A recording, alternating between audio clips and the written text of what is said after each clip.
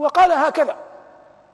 فلما قالها توقف المتلبس، كان لا يقرأ، فإذا بغلام يمشي يرعى غنم، قال يا غلام تحسن القراءة؟ قال نعم. قال خذ فاقرأها. فقرأ فيها أنه يأمر عامله في البحرين بأن يقتلهما حال وصولهما إليه. فرمى الصحيفة وفر، فأصبحت العرب تضرب المثل فيما ظاهره النفع وباطنه الضر. يقول القائل ألقى الصحيفة كي يخفف رحله، كذا حتى نعله ألقاها، وخرج فأصبح مثلا في صحيفة المتلمس. وربما مر معنا أن شريحا القاضي بعث ابنه عند معلم يعلمه، وكان يوصي المعلم أن لا يضرب الابن. فبينما هو ذات يوم شريح خرج ووجد ابنه يلعب مع أكلب بجوار الدار وترك الصلاة، فكتب لمعلمه، والابن يومئذ صغير لا يجيد القراءة لتوه في الكتاتيب، وأعطاه الكتاب مختوما، أعطاه للابن ليعطيه معلمه، وقال له فيه: ترك الصلاة لأكلب يسعى لها، يبغي الغواة مع الغواة الرجس، فلا يأتينك غدوة بصحيفة كتبت له كصحيفة المتلمس، فإذا هممت بضربه فبدرة، وإذا بلغت 3 لك فاحبسي، واعلم بأنك ما أتيت فنفسه مع ما يجرعني أعز الأنفس. يعني اضربه لكن لا تفرح أنك ضربته، فأنا أذنت لك أن تضربه لكن لا تزد على 3، واعلم أن نفسه عزيزة علي رغم أنني أمرتك بضربه. واضح؟ فأصبح العرب يضربون بها المثل. إذا انتهينا من هذا نعود للآية. قال أصدق القائلين: يوم ترى المؤمنين والمؤمنات، الله يجعلني وإياكم منهم، يسعى نورهم بين أيديهم وبأيمانهم. جاء في بعض الآثار: إن من المؤمنين من نوره يوم القيامة من المدينة إلى صنعاء، ومن المؤمنين من نوره لا يتخطى أصبع قدمه. فالنور على قدر الخوف، الوجل، المحبة لله في الدنيا، على قدر العمل الصالح، برك لأمك، برك لأبيك، غدوك ورواحك للمسجد، تكثر الله أجل وأكثر. تعطى نور، تفرط يقل النور. الله يقول: يوم ترى المؤمنين والمؤمنات يسعى نورهم بين أيديهم وبأيمانهم. قال بعض العلماء: وبأيمانهم كتابهم. بشراكم اليوم جنات تجري من تحتها الأنهار خالدين فيها، ذلك هو الفوز العظيم. هذا حال من؟ المؤمنين والمؤمنات. أين هم؟ على الصراط. يوم يقول المنافقون والمنافقات للذين آمنوا انظرونا نقتبس من نوركم. تحتمل كم تفسير؟ تفسيران. التفسير الأول: انظرونا أي أمهلونا، وهذا عليه الجمهور، بمعنى أن المنافقين عندما يقعون في الظلمة تطفأ أنوارهم ويرون نور أهل الإيمان يقولون للمؤمنين: انظرونا أمهلونا. تقول لمن يجادلك: انظرني، يعني أمهلني. انظرونا نقتبس من نوركم، هذا قول. قول آخر: انظرونا أي انظروا إلينا. لماذا قال المنافقون للمؤمنين: انظروا إلينا؟ حتى يستضيئوا بنور وجه المؤمنين، حتى يستضيئوا بنور وجه المؤمنين فيعبروا الصراط. انظرونا، ويدل عليه قوله: نقتبس من نوركم. قيل ارجعوا، إما أن تكون الملائكة هي القائلة، وإما أن يكون المؤمنون، وهو أرجح. قيل ارجعوا وراءكم. وراءكم أين؟ للدنيا.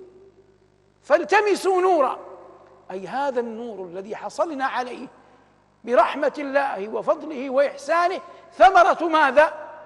ثمرة عملنا الصالح في الدنيا. فنحن اليوم ننعم بذلكم النور لثمرة أعمالنا الصالحة في الدنيا. قيل ارجعوا وراءكم، ولن يقدروا أن يرجعوا وراءكم، فالتمسوا نورا. لما رأى المؤمنون حال المنافقين وقد أصبحوا في ظلمة: عقلا يا بني ما الذي يخشون؟ عفى الله عنكم. حرام عليكم. الآن هم رأوا أن المنافقين كان معهم نور في الأول ثم أصبحوا في ظلمة، وهم المؤمنون معهم نور ما زال باقيا. عقلا ماذا سينجم عن هذا؟ نفسيا الخوف من هذا النور أن يصبح ظلمة كما أصبح نور المنافقين ظلمة. ماذا قالوا؟ كما قال الله في سورة التحريم: ربنا أتمم لنا نور. واضح؟ عندما تفسر خذ الآيات كلها. هو لم يقلها الله في سورة الحديد لكن قالها في التحريم. فإذا رأى المؤمنون أن المنافقين فقدوا النور الذي أعطوه أول الأمر وأصبحوا في ظلمة، خافوا على النور الذي معهم، تضرعوا إلى الله. قال الله جل وعلا عنهم: أتمم لنا نورنا واغفر لنا إنك على كل شيء قدير. واضح؟ فيقولون هذا. نعود للآية. قال ربنا جل وعلا: فضرب بينهم، بين من ومن؟ بين المنافقين والمؤمنين، بسور، حاجب، حجاز، له باب. ما الذي له باب؟ السور. باطنه فيه الرحمة، هذا جهة من؟ أهل الإيمان، جعلنا الله وإياكم منهم. وظاهره من قبله العذاب، هذا جهة المنافقين. وقال بعض العلماء إن المراد بالأول نور المؤمنين، والمراد بالثاني العذاب أي ظلمة المنافقين، وتفسير الأول أرجح. قال ربنا: فضرب بينهم بسور له باب باطنه فيه الرحمة وظاهره من قبله العذاب. وهذا متى يكون؟ يكون يوم القيامة. إذا تبين هذا وأدركه المؤمن وأيقن به، سعى إلى مرضاة ربه بكل ما يقدر عليه. وكلما أحجمت بك نفسك ضاقت بك حالك، تذكر يوم العبور على الصراط. وكل ما غلب على ظنك أنه سيزيدك نورا عند الله فلا تتردد عليه. كلنا بشر ضعيف يغلب على أمره، تغلب عليه شهوته، يغلب عليه عجزه، يغلب عليه ضعفه. لكنني أنبهك على شيء يحبه الله: كلما جئت إلى فراشك وكان قد أصابك من العناء والتعب ما أصابك، بصرف النظر عن سبب ذلكم العناء والتعب، لأن الناس يختلفون، هذا مسافر وهذا رحال وهذا عمله في الليل وهذا قيم على أطفال وهذا يختلفون. إذا جئت تنام قبل أن تضع جنبك على فراشك صلي لله ولو ركعتين. قدم ما يحبه الله على ما تحبه نفسك، واجعل هذا بينك وبين ربك، واحتسب أن يزيدك الله به أجرا ويرفعك الله به ذكرا، وأن يجعله الله نورا لك يوم تلقاه.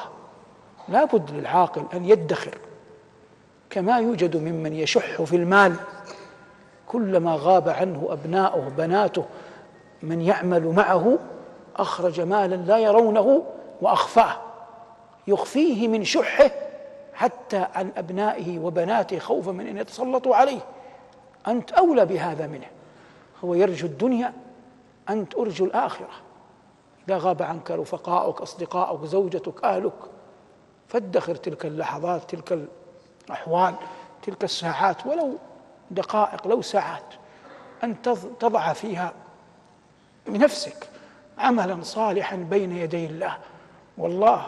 والله هذا ليس قسم، إخبار.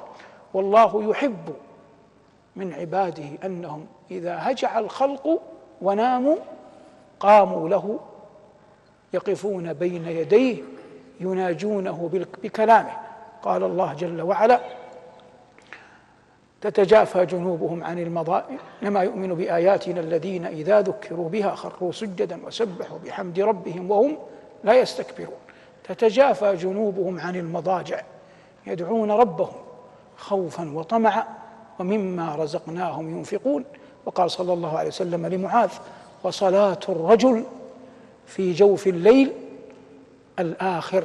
والله إن نفسا رجلا أو امرأة يضع جنبه على فراشه وآخر عهده بالدنيا ركعات صلاها لله، لا يبالي استيقظ من مرقده أو لم يستيقظ، على الأقل كما أقول مرارا في الدروس يحاج الله أن آخر عهدي بالدنيا أنني صليت لك ركعتين. وفقني الله وإياكم لما يرضيه، وجنبنا الله وإياكم شرور أنفسنا وسيئات أعمالنا، والحمد لله رب العالمين. لو أنزلنا هذا